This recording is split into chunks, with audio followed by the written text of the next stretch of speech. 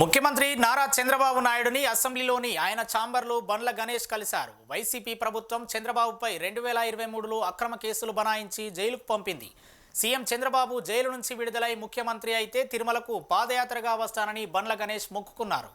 2024లో జరిగిన ఎన్నికల్లో కూటమి విజయం సాధించి చంద్రబాబు 4వసారి సీఎం అయ్యారు. సంకల్పయాత్ర పేరుతో షాద్నగర్ ఇంటి నుంచి జనవరి 19న పాదయాత్ర చేపట్టి ఈ నెల 10వ తేదీన తిరుమలకు చేరుకున్నారు. 23 రోజుల పాటు 535 కిలోమీటర్ల మేర బండ్ల గణేష్ పాదయాత్ర సాగింది.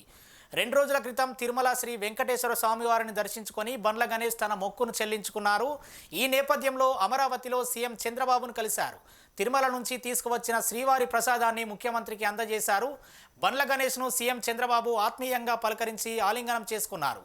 పాదయాత్ర సాగిన తీరును సీఎంతో బండ్ల గణేష్ పంచుకున్నారు. దారి పొడవునా పార్టీ కార్యకర్తలు అండగా నిలిచి తనతో నడిచారని, వారి ప్రోత్సాహంతో తాను మరింత ఉత్సాహంగా పాదయాత్ర చేస్తూ తిరుమలకు చేరుకున్నానని బండ్ల గణేష్ తెలిపారు.